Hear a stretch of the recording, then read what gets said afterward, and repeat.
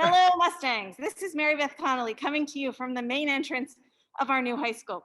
And I'm here with the administrative team as well as Mary Aisel from the PTSA to tell you about the mitigation efforts we've made so that when you come back to school, things will be safe. Now, mitigation is everyone's responsibility. And we're going to tell you about wearing your mask up, the symptoms and temperature checks that you're going to have when you get here, social distancing that's really important, and opportunities for hand sanitizing and hand washing. So when you come back to school, expect lots of reminders. Masks are mandatory. And just like these celebrities, we expect everyone to be wearing their masks. And here is Mr. Hills to tell you about what's going to happen when you arrive at school. What's going on, Mustangs? Welcome. We're excited to hopefully have everyone back here in the building as soon as possible. I am right here in front of the building at the main entrance. And before I actually got here to school today, what I did was I made sure to check my FCCPS daily student health screening. So a couple of questions you should be going through when you wake up. Do you have a cough? Do you have some kind of runny nose or congestion? Do you have, let's say, a loss of taste or smell? These are all the things you should be going through on this checklist before you step foot in the building. Now I'm going to toss it over to Miss Snyder, who's going to tell you a little bit about what happens when we walk into the building. Hi, Mustang. So when you go ahead and you walk into the building, you are going to be greeted by an administrator or another staff member who's going to take your temperature.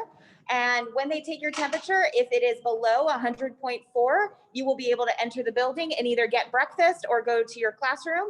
Otherwise, if it's 100.4, we have a special procedure. And so what we'll do is you would then walk into the main office. We would take you to the clinic. And Mrs. Pasapalati, can you tell us what will happen if someone comes in and isn't feeling well? Stop at the door. I'll take your temperature.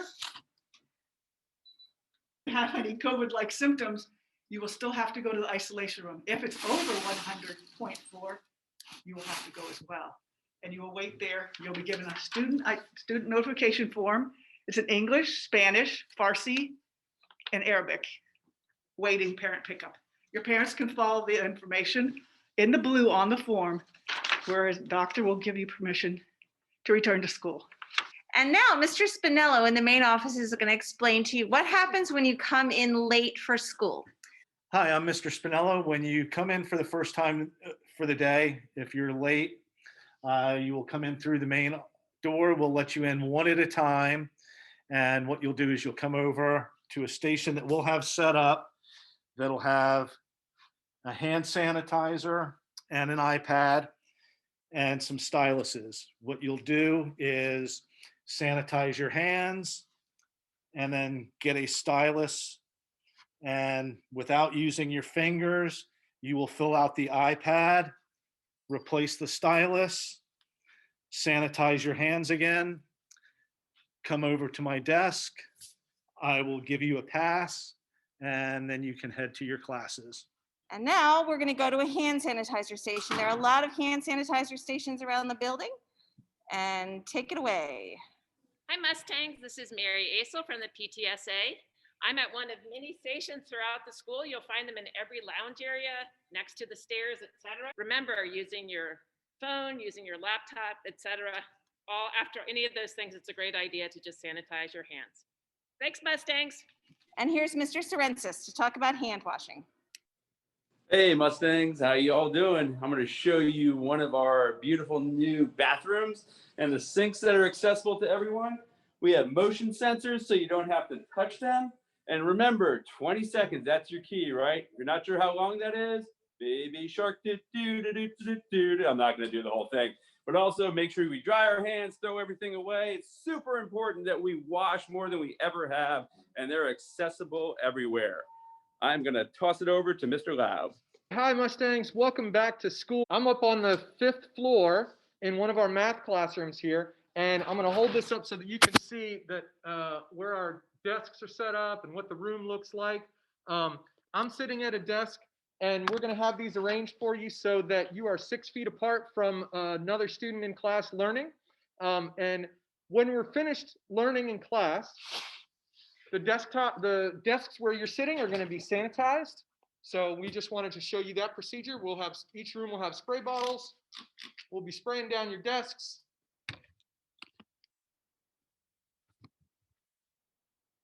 and wiping it down after use.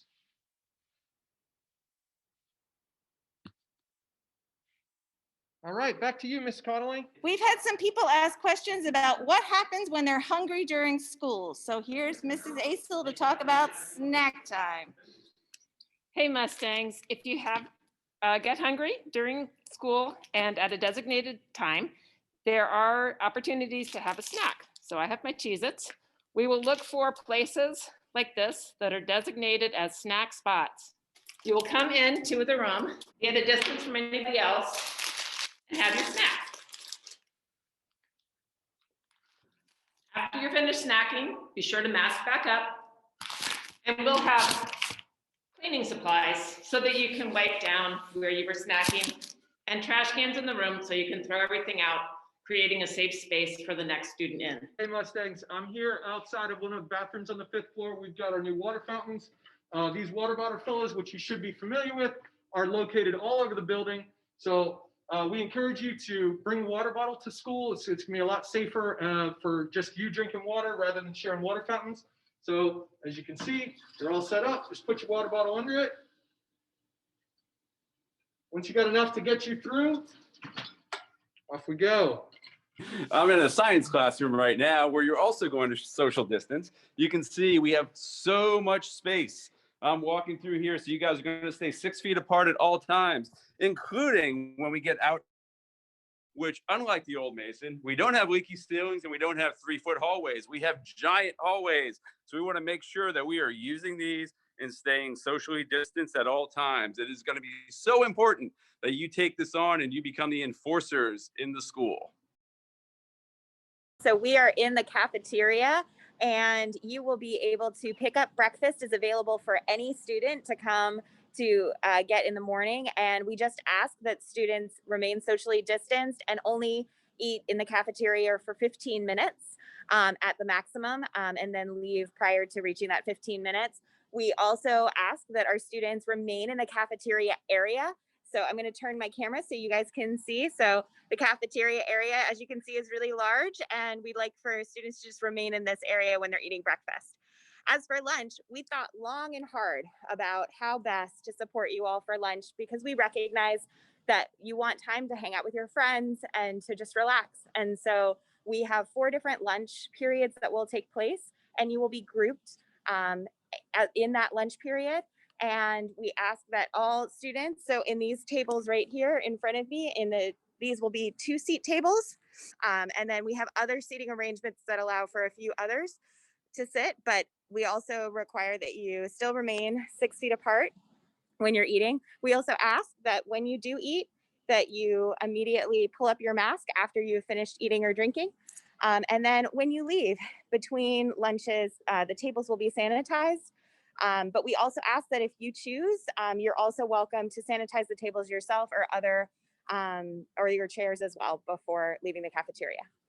Some people may be wondering, what happens if I come to school and my mask breaks or I forget a mask? Mrs. Aisel, what happens then?